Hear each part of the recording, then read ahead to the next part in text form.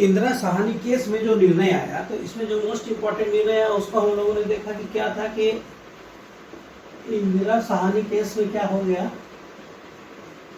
इंदिरा साहनी का जो supreme court का केस था 1992 का, इसमें 9 जजों का जो बेंच ने निर्णय लिया, उसमें क्या कहा कि जो मोस्ट इम्पोर्टेंट विवादास्पद, सबसे पहले तो ये जो 10% अतिरिक्त आरक्षण ईडब्ल्यूएस के लिए था उसको क्या किया, नहीं माना। और दूसरा प्रमोशन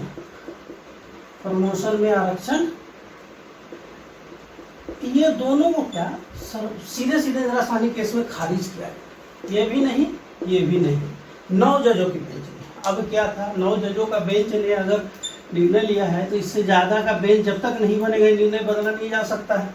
लेकिन भारत में सुप्रीम पावर संविधान के ऊपर है, संविधान के अनुरूप ही न्यायपालिका भी काम करती है। और सरकार ने यहाँ क्या किया कि सरकार ने कुछ निर्णय लिया, क्योंकि यह स्पष्ट कर दिया गया इंदिरा साहनी केस में कि यह नहीं हो सकता है। तो सरकार, देखिए यहाँ अब क्या होता है, अंत में सरकार को संविधान संशोधन करना पड़ता है। और ये संविधान संशोधन है 77वां संविधान संशोधन,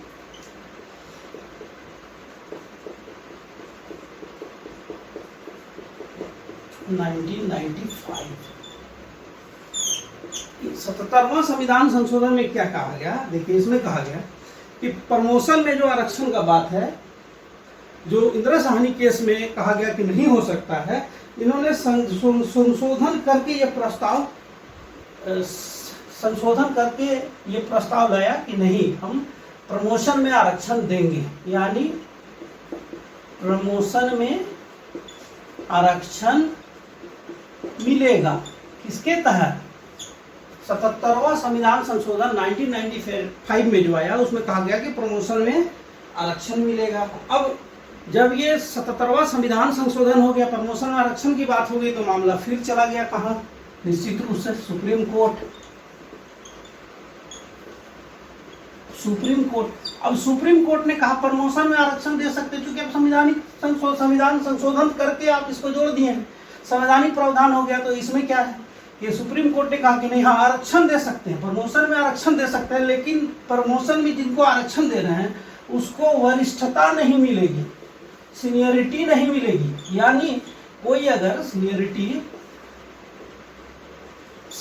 नहीं मिलेगी, कोई अगर प्रमोशन में आरक्षण लेकर आगे बढ़ रहे हैं, प्रमोट हो रहे हैं, तो उनको सीनियर नहीं माना जाएगा। सीनियर उसे ही माना जाएगा जो ट्रेडिशनल वे से आगे बढ़ते जा रहे हैं, सीनियर होते जा रहे हैं। अब क्या हुआ कि यहाँ फिर सरकार को लगा कि नहीं, ये जरूरी है, क्योंकि सामाजिक न्याय, सामाजिक समरसता के लिए जो रिजर्वेशन के साथ जो प्रमोट हुए हैं उनको भी वरिष्ठता मिलनी चाहिए। फिर देखिए क्या होता है, 85 संविधान संशोधन इसके कारण हो जाए 2001। अब देखिए आरक्षण के लिए कितना खेल हुआ है संविधान और सुप्रीम कोर्ट के बीच। अब क्या हुआ, जो सुप्रीम कोर्ट ने कहा कि वरिष्ठ सीनियरिटी नहीं मानेंगे, बोला नहीं सीनियरिटी भी देना होगा, संवैधानिक प्रावधान कर दिया गया, वरिष्ठता दिया जाएगा।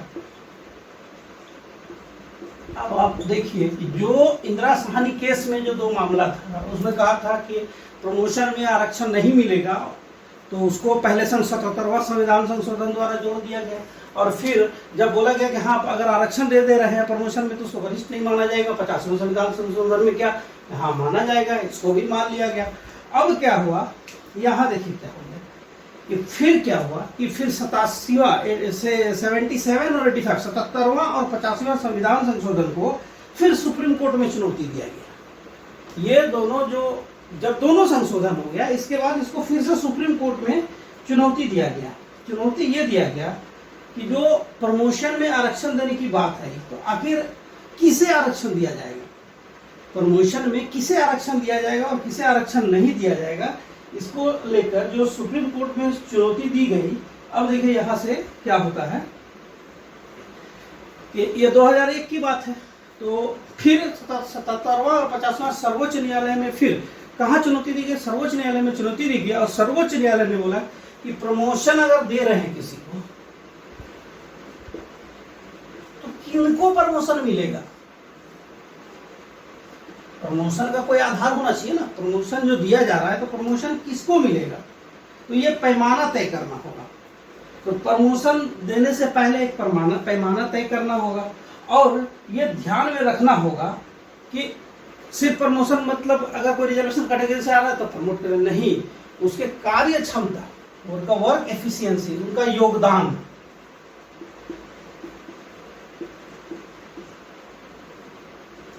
वो जिस वर्ग से आते हैं उसका पिछड़ापन, वाकई वो वर्ग काफी पिछड़ापन है, तो ऐसे अधिकारी को प्रमोट करके समाज में भेजा जा सकता है। समाज में सामाजिक समरसता को बढ़ावा देने या सामाजिक न्याय के लिए जरूरी है। और फिर जो और भी कोई भी पैमाना जो हो सकता है, डिफरेंट जो तरीका हो सकता है जिससे आइडेंटिफाई किया जा सकता है, आइडेंटिफिकेशन का जो अलग अलग तरीका होगा वो पैमाना भी तैयार करना है। आखिर प्रमोशन देंगे तो क्यों देंगे, कैसे देंगे, तो उसके लिए बोला गया सर्वोच्च न्यायालय का ये 77वां और 50वां संविधान संशोधन को जब चैलेंज किया गया था तो क्या हुआ था कि इसमें यह कहा गया था कि इस बातों को ध्यान देना होगा। यह कार्य क्षमता में क्या है कि प्रशासनिक कार्य क्षमता की बात है, क्योंकि यह प्रशासन से जुड़ा हुआ मामला प्रमोशन का आता है, तो इसमें क्या है कि प्रशासनिक कार्य क्षमता में क्या होना चाहिए और नहीं होना चाहिए। अब चूंकि आप ये जानते हैं और कि जो इंदिरा साहनी केस है इसमें स्पष्ट किया गया कि आरक्षण जो है क्या है कि किसी सब में 50% से अधिक नहीं दिया जा सकता है। ये तो एकदम क्लियर कट है, क्योंकि इंदिरा साहनी केस का ये सीधा सीधा मामला है कि इसमें क्लियर कर दिया गया कि 50% से ज्यादा। लेकिन क्या आप जानते हैं कि कोई ऐसा जॉब भी, वैकेंसी भी निकलती है जो 100% रिजर्व होती है? आपको आश्चर्य लग रहा होगा कि ये कैसे हो सकता है। सही बात है, चलिए ये कैसे होता है देखिए इसको। अब बैकलॉग वैकेंसी का जानते हैं? बैकलॉग वैकेंसी जो होता है ना, अब देखेंगे, आप कभी भी नोटिस करेंगे, आप बैकलॉग वैकेंसी जो होता है वो पूरी तरह से किसके लिए होता है? रिजर्व कैटेगरी के लिए होता है। इट मींस बैकलॉग वैकेंसी ऐसा वैकेंसी होता है जो 100% रिजर्व होता है, आरक्षित होता है। हो गया ना, जबकि 50% ही आरक्षण दिया जा सकता है। तो फिर बैकलॉग का जो वैकेंसी निकलती है, तो बैकलॉग का वैकेंसी में 100% रिजर्वेशन कैसे? तो इससे भी जुड़ा हुआ बात है। यहाँ भी फिर क्या होता है कि नहीं, 50% की बाध्यता बैकलॉग वैकेंसी में नहीं दिया जा सकता। इसके लिए एक संविधान संशोधन होता है 2000 में, 81वां संविधान संशोधन, इसको भी देख लीजिए। बैकलॉग को जो 100% दिया जा रहा है, इसके लिए क्या है? 81वां संविधान संशोधन 2001। इसी संविधान संशोधन के बाद, क्योंकि 50% से ज्यादा दिया नहीं जा सकता, इंदिरा साहनी केस का ऑर्डर है, तो फिर 81वां संविधान संशोधन 2001 में होती है। और उसमें बैकलॉग को क्या किया जाता है कि नहीं, बैकलॉग वैकेंसी जो होगा वो पिछड़े वर्ग रिजर्व कैटेगरी का होगा और 100% रिजर्व होगा। ये भारत में निकलने वाली एकमात्र वैकेंसी होती है बैकलॉग्स की जो 100% रिजर्व होती है। इसका भी क्या है कि इसका भी संवैधानिक प्रावधान है 81वां संविधान संशोधन 2001 के तहत। अब क्या हुआ देखिए कि अब यहां से प्रमोशन में आरक्षण का विवाद शुरू हुआ। प्रमोशन में आरक्षण होना चाहिए नहीं होना चाहिए, इसको कैसे आइडेंटिफाई किया जाए नहीं किया जाए, इसको लेकर लगातार विवाद चलता गया। फिर बार बार मामला सर्वोच्च न्यायालय में आया, सर्वोच्च न्यायालय में बार बार मामला आया। लेकिन यहाँ सुप्रीम कोर्ट के 2 केस का मैं उल्लेख करूंगा, कोट करूंगा, ये दोनों इंपॉर्टेंट है। 2006 में एक ऑर्डर आता है एम नागराजन केस।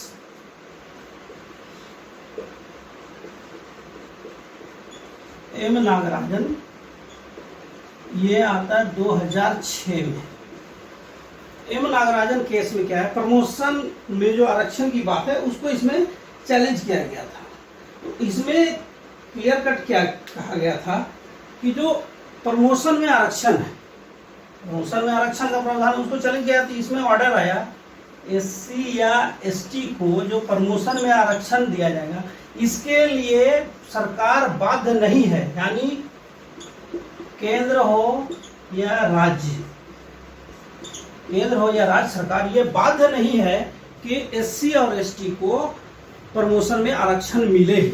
ये किस, तो एम नागराजन केस 2006 में एक ऑर्डर आया था और इसी में कहा गया था कि प्रमोशन में अगर आरक्षण देना है तो एक डेटा तैयार करना होगा। एक डेटा होगा, उस डेटा से पता चलेगा कि आप जिस एससी या एसटी वर्ग से जुड़े अधिकारी को प्रमोट करने जा रहे हैं वो क्रीमिलियर है या नॉन क्रीमिलियर है। क्रीमिलियर है या नॉन क्रीमिलियर है, इसके लिए एक डेटा तैयार करना होगा। और डेटा तैयार करने की जिम्मेदारी किसकी होगी? राज्यों की होगी। वो तैयार करेंगे, वो जिस SC या ST को प्रमोशन में आरक्षण देना चाहते हैं उसके लिए उनको डेटा तैयार करना होगा। और ये M नागराजन केस 2006 में इसका फैसला आया। फिर एक आता है case general Singh case 2018, complete information है ये, जनरल सिंह केस 2018। आप अभी मैंने कहा था कि आने वाले समय में क्योंकि 13 और 14 सितंबर को जो सुनवाई शुरू हो रही है 5 जजों की बेंच में, उसमें ये लगातार आरक्षण का मुद्दा चर्चा में रहेगा। आप इसको समझ ले तो फिर आप देखेंगे दिन भर जो टीवी डिबेट्स में या फिर अखबारों में भरा रहेगा, आप आसानी से सही बातों को समझेंगे कि आखिर ये आरक्षण का खेल क्या है और क्यों अब तक आरक्षण ऐसे विवादास्पद रहा है। तो ये जो जनरल सिंह केस है इसमें क्या हुआ कि इसमें कहा गया था कि M नागराजन केस का जो ऑर्डर था जिसमें कि क्या कहता बाध्यता नहीं था कि प्रमोशन में आरक्षण देना ही देना है, इसकी बाध्यता को खत्म की गई थी और कहा गया था कि एक ऐसा डेटा तैयार कीजिए जिसमें कि SC या ST वर्ग में जिसको प्रमोशन देने जा रहे हैं वो क्रीमिलियर और नॉन क्रीमिलियर में आइडेंटिफाई होनी चाहिए, फिर उसको प्रमोशन की बात हो।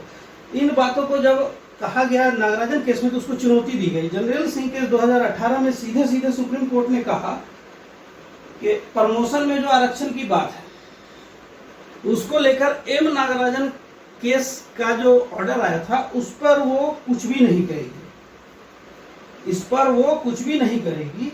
लेकिन उनका ये मानना था जनरल सिंह केस में कि अगर किसी वर्ग का चाहे वो SC हो या ST हो उसका उस नौकरी में जो नौकरी में जो उनका जैसे कि जितना % उनका होना चाहिए वो तो भूमिका, अगर उसका प्रतिनिधित्व नौकरी में SC ST का प्रतिनिधित्व क्या है अपर्याप्त है तो फिर डेटा तय कर आरक्षण दिया जा सकता है। लेकिन यहाँ भी ये नहीं कहा गया कि एकदम देना ही है, डेटा तय करके दिया जा सकता है अगर प्रतिनिधित्व सही नहीं है तो। जनरल सिंह केस में ये मामला था, कब का? तो 2018 में। लेकिन उन्होंने M नागराजन केस के किसी भी मामले में से उसको जो चुनौती दी गई उसको वो खारिज कर देता है। अब यहाँ क्या होता है देखिए, प्रमोशन में आरक्षण के जो सीधे सीधे हो गया कि इसमें वो कह रहा है कि डेटा तैयार करना होगा, ऐसे नहीं होगा। आरक्षण दीजिए, ये राज्यों का अधिकार है, केंद्र का अधिकार आरक्षण दे सकते हैं, लेकिन डेटा तैयार करना होगा जिससे का आइडेंटिफाई हो कि किसे आरक्षण देना है और किसे आरक्षण नहीं देना है। अब क्या हुआ देखिए, 2022 में प्रमोशन में आरक्षण से जुड़ा हुआ एक निर्णय आया, मोस्ट इंपॉर्टेंट है। देखिए प्रमोशन आरक्षण से जुड़ा हुआ जो मामला था वो 2022 में पट्टाक्षेप होता है। यानी 2022 में क्या होगा कि आप देखेंगे कि 2000 यहाँ कहीं भी लिख लेते हैं, यहाँ लिख लेते हैं। 2022 में जो निर्णय आया इसमें क्या कहा गया देखिए,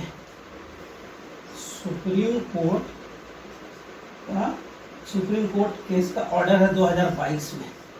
इसमें क्या कहा गया है? हाँ, प्रमोशन में आरक्षण दिया जा सकता है, प्रमोशन में आरक्षण मिलेगा, लेकिन राज्य और केंद्रों को डेटा तैयार करना होगा और उसी डेटा के आधार पे रिजर्वेशन दिया जाएगा। ये नया निर्णय कब का है? तो 2022 का है। प्रमोशन में आरक्षण दिया जा सकता है। अब तक जो नागराजन केस से जो बाध्यता उसकी खत्म कर दी गई थी, कोई जरूरी नहीं है देना, लेकिन उसको जनरल सिंह केस में भी उसको नहीं माना गया था। फिर अंततः 2022 में एक सर्वोच्च न्यायालय का जो निर्णय उसने कहा कि नहीं, प्रमोशन में आरक्षण दिया जा सकता है लेकिन डेटा तैयार करना होगा, और डेटा तैयार करने की जो जिम्मेदारी होगी वो होगी राज्यों की।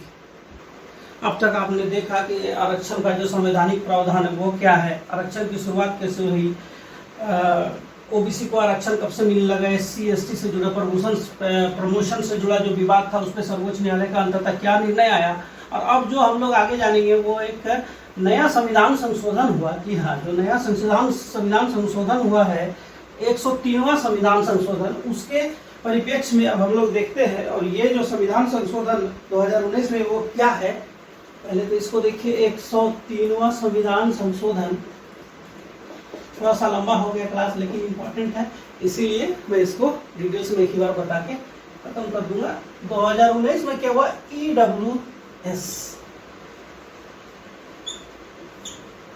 क्या होगा, इकोनॉमिकली वीकर सेक्शन, यानी आर्थिक रूप से पिछड़ा जो है उसको आरक्षण का प्रावधान किया गया।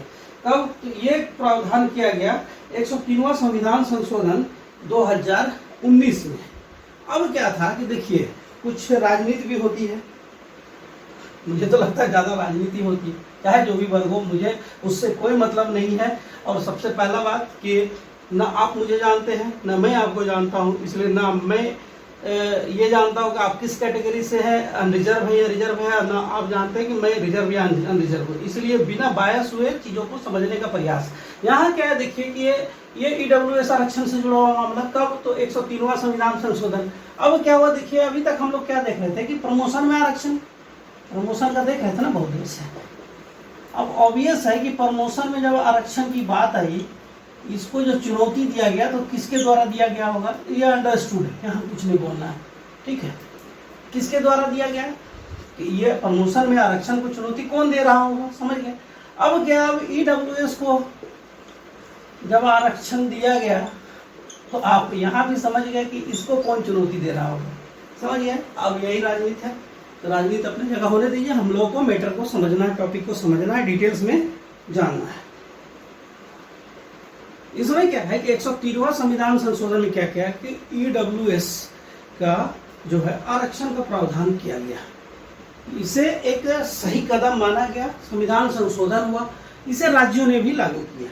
निश्चित रूप से ये एक बहुत बड़ा कदम है कि समाज में आरक्षण देने का जो प्रावधान है वो सामाजिक रूप से जो पिछड़ा, आर्थिक रूप से पिछड़ा, जिसको सामाजिक न्याय की जरूरत है उसे आरक्षण दिया जाता है। इसलिए ईडब्ल्यूएस जो आर्थिक रूप से जो पिछड़ा है उसको आरक्षण देने का प्रावधान। तो ईडब्ल्यूएस आरक्षण किसको मिलता है, तो आप हम सभी जानते हैं कि जो अब तक आरक्षण की कैटेगरी में नहीं आते थे, यानी एससी एसटी और पिछड़ा वर्ग को छोड़कर जो अन्य वर्ग हो गए उनको आरक्षण देने का प्रावधान। किसको एससी एसटी और ओबीसी, इसको छोड़कर अगर किसी को आरक्षण देने की बात है तो वह ईडब्ल्यूएस में किया गया। और यह आरक्षण का प्रतिशत कितना तय किया गया, 10%। अब क्या हुआ देखिए, क्योंकि ये 10% ईडब्ल्यूएस को आरक्षण की व्यवस्था की गई, तो ऑब्वियस है कि जो आरक्षण का जो प्रतिशत है वो क्या हो गया कि 50% प्लस पहले से 50% चला आ रहा है, तो हो गया 60%। अब इंदिरा साहनी केस 1992 क्या करता है कि आरक्षण किसी भी शर्त में 50% से अधिक नहीं, यही ना है, तो फिर ये तो 60% होगी। इसको चुनौती दिया गया। सर्वोच्च न्यायालय में ईडब्ल्यूएस से जुड़ा हुआ लगभग 200 केस, जैसा मुझे पता चला लगभग 200 केस, क्योंकि विभिन्न हाई कोर्ट्स में जो भी केस था सबको मंगा लिया गया और सबको मंगाया गया, और इसीलिए अब सबको एक साथ जो सरकार का, केंद्र सरकार का रवैया, अलग अलग हाई कोर्ट्स में जो केसेस चल रहे थे वो राज्य सरकारों का रवैया, इन सभी को ध्यान में रखते हुए 13 और 14 सितंबर से 5 सुप्रीम कोर्ट के चीफ जस्टिस की अध्यक्षता में 5 जजों की बेंच इसकी सुनवाई करेगी। ये है मामला जो 103वां संविधान संशोधन 2019 में ईडब्ल्यूएस आरक्षण को लेकर उससे जुड़ा हुआ विवाद है, लेकिन केवल ईडब्ल्यूएस से जुड़ा हुआ विवाद यहाँ नहीं है। देखिए अब क्या है कि जो 13, मैं बार बार अभी कह रहा हूँ कि 13 और 14 सितंबर को जो सुनवाई शुरू होगी, 13-14 सितंबर 2022 को जो सुनवाई शुरू होगी, 5 जज होंगे, ठीक है। मामला क्या होगा, आरक्षण से जुड़ा हुआ।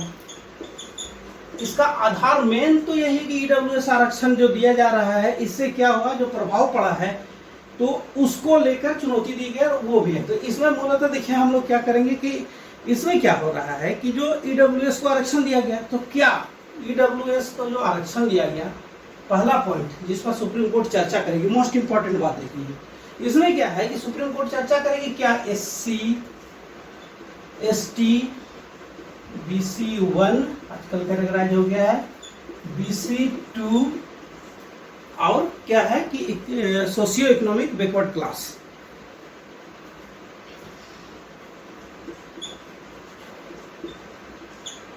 इसके आरक्षण में तो नकारात्मक प्रभाव नहीं पड़ा है, इसकी चर्चा होगी कब, 13 से 14 सितंबर। मोस्ट इंपॉर्टेंट बात है, अब ये एकदम हॉटकेक न्यूज बनने जा रहा है, इसलिए इसको समझ लीजिए। इन मुद्दों पर चर्चा होगी कि जो ईडब्ल्यूएस को आरक्षण दिया गया, इसमें 50% से ज्यादा हो गया, तो क्या ये जो ईडब्ल्यूएस का आरक्षण, इससे इस पर नकारात्मक प्रभाव तो नहीं पड़ा है। दूसरा, सुप्रीम कोर्ट सुप्रीम कोर्ट के पास ऐसे कई मामले हैं जिसे ये पता चलता है कि अलग अलग राज्यों में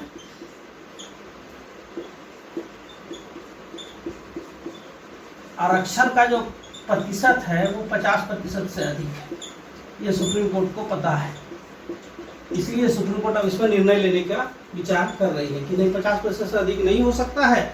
और इसी इंदिरा साहनी केस में जो स्पष्ट उल्लेख है कि आरक्षण 50% से अधिक नहीं हो सकता है, इसी मामले में सर्वोच्च न्यायालय ने कई बार, जैसे मराठा आरक्षण जो दिया गया था, मराठा को आरक्षण, इसको सर्वोच्च न्यायालय ने खारिज किया, आरक्षण खारिज किया। जाट आरक्षण नहीं, ये जो दोनों बहुत विवाद, एक पटेल का, ऐसे कई मामले, मैंने कहा ना कि लगभग 200 मामले हैं जो सर्वोच्च न्यायालय इकट्ठे सुनवाई करेगी, धीरे धीरे सुनवाई करेगी। और उनका फोकस सबसे ज्यादा क्या है कि नहीं, सरकार क्या मानती है। सरकार बहुत बड़ा फैक्टर है, तो सरकार क्या मानती है। तो जो अभी 13-14 सुनाई, उसमें जो तीसरा टॉपिक है उसमें है कि जो ईडब्ल्यूएस को रिजर्वेशन दिया गया, ये तो संविधान संशोधन द्वारा दिया गया, ठीक है, संविधान संशोधन 103 हुआ। अब ये संविधान संशोधन का अधिकार किसको है? केंद्र को। ध्यान से देखिए, इसको अधिकार किसको है? केंद्र को। लेकिन राज्य सरकारें ईडब्ल्यूएस आरक्षण से जुड़े जो नियम बना रहे हैं, नियम तो बना रहे हैं, आरक्षण दे रहे तो नियम बना रहे हैं, जो नियम बना रहे हैं राज्य सरकार ईडब्ल्यूएस जो से जुड़े जो आरक्षण नियम बना रहे हैं, क्या वो संविधान का, संवैधानिक प्रावधानों का उल्लंघन तो नहीं है? क्योंकि ये तो अधिकार केंद्र को है। और फिर कहा जाता है कि आरक्षण राज्य सरकार तय करेगी। अभी मोस्ट इंपॉर्टेंट एक इंटरेस्टिंग है, इसको मैं कोट कर देता हूँ। संवैधानिक प्रावधानों का उल्लंघन तो नहीं, क्योंकि ये तो केंद्र की जिम्मेदारी है। तो यहाँ क्या, इसीलिए ये सुनवाई होगी। ये मोस्ट इंपॉर्टेंट बात है जो जानना जरूरी है, क्योंकि अभी ये सुनवाई होने जा रही है, ये सुनवाई निश्चित रूप से होगी। इसमें मैं एक बात और बोलूँ, इसमें एक और केस है जो आंध्र प्रदेश सरकार का है। आंध्र प्रदेश सरकार का जो एक केस है वो भी जानना जरूरी है। उसमें क्या है, जो सोशियो इकोनॉमिक बैकवर्ड क्लास है, उसमें वो सोशियो इकोनॉमिक बैकवर्ड क्लास के रूप में मुसलमानों को आरक्षण का प्रावधान किया। कौन? आंध्र प्रदेश सरकार को। सोशियो इकोनॉमिक बैकवर्ड क्लास किसके लिए आरक्षित कर दी? मुसलमानों के लिए।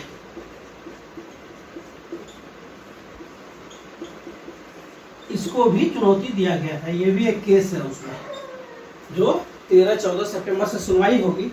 आपको मैं बता दूं कि झारखंड हाईकोर्ट में भी इससे जुड़े हुए, ईडब्ल्यूएस से जुड़े हुए कई मामले थे जिसकी सुनवाई इसी 13-14 सितंबर से शुरू होगी। वो सर्वोच्च न्यायालय ने टेकअप कर लिया है। ये सारे जो मामले हैं उनकी सुनवाई अब, सारे मामले जो हैं इनकी सुनवाई अब सर्वोच्च न्यायालय द्वारा ही किया जाएगा। चलिए, मैं कह रहा था कि जो आरक्षण से जुड़ा हुआ, सही बात है कि आरक्षण से जुड़ा हुआ अधिकार राज्यों को है कि आरक्षण किसको कितना देना है, नहीं देना है। इसका एक इम्पोर्टेंट ये है कि पंजाब हरियाणा कोर्ट ने एक फैसला दिया।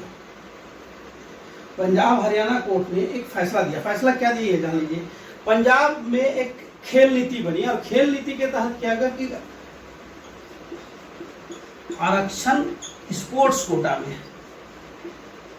स्पोर्ट्स कोटा का आरक्षण दिया गया 3%। पंजाब का खेल नीति की तरह आरक्षण दिया गया। इसमें क्या हुआ कि इसको चुनौती दिया गया। कहाँ? तो पंजाब हरियाणा हाई कोर्ट में। वहां चुनौती देने वालों ने कहा कि जो पंजाब में आतंकवाद से प्रभावित जो थे, उनको भी 1% आरक्षण मिलना चाहिए। ठीक है, अलग से 1% आरक्षण मिलना चाहिए। इसमें क्या हुआ कि जो मामला जब पंजाब हरियाणा हाईकोर्ट में था, तो उसमें यह फैसला देता है कि राज्य सरकारें ऐसा आदेश जारी नहीं कर सकती है। मामला जब सर्वोच्च न्यायालय में जाता, सर्वोच्च न्यायालय स्पष्ट रूप से कहता है कि सर्वोच्च न्यायालय का स्पष्ट रूप से कहना है कि कोई भी हाईकोर्ट राज्य की चुनी हुई सरकार को ये नहीं कहेगी कि किसे कितना % आरक्षण देना है। मोस्ट इंपॉर्टेंट बात, इसी मामले में पंजाब और हरियाणा हाईकोर्ट के ऑर्डर के अगेंस्ट में सर्वोच्च न्यायालय ने कहा कि कोई भी हाईकोर्ट ये नहीं कह सकती है राज्य के सरकार को कि किसे कितना % आरक्षण देना है, लेकिन हाईकोर्ट उसी मामले में हस्तक्षेप कर सकती है। हाईकोर्ट उसी मामले में हस्तक्षेप कर सकती है जब आरक्षण देने के प्रावधानों के दौरान संवैधानिक प्रावधानों का उल्लंघन यानी संविधान का उल्लंघन हुआ हो। समझ गए? हाईकोर्ट किसी भी राज्य के चुनी हुई सरकार को यह नहीं कह सकता कि किसे कितना आरक्षण देना है, लेकिन अगर संवैधानिक प्रावधानों का अनुरूप नहीं है तो हाईकोर्ट अपने विवेक से निर्णय लेने के लिए स्वतंत्र है। जैसा कि झारखंड में जो नियुक्ति नियमावली बनी है जिसमें जो आरक्षण के कुछ प्रावधान है जिसको लेकर चुनौती दी गई है और मामला लगातार अभी सुनवाई उसकी रिसेंटली कंप्लीट हुई है, वो ऑर्डर का वेट किया जा रहा है। तो यहाँ भी वही बात है कि अगर संविधान, चूंकि ये जो चुनौती है इस मामले को मैंने समझा जब, तो इसमें देखा कि कुछ ऐसे प्रावधान है जो संवैधानिक प्रावधानों से संभवतः अलग दिख रही है, इसीलिए शायद हाईकोर्ट का निर्णय कुछ अलग हो भी सकता है। लेकिन सुप्रीम कोर्ट का स्पष्ट आदेश है कि कोई भी हाईकोर्ट किसी भी राज्य की चुनी हुई सरकार को आरक्षण किसे कितना और कैसे देना है ये निर्देश नहीं दे सकती है। मुझे आशा ही नहीं पूर्ण विश्वास है कि आप ये जो टॉपिक आरक्षण का था इसे भली भांति समझे होंगे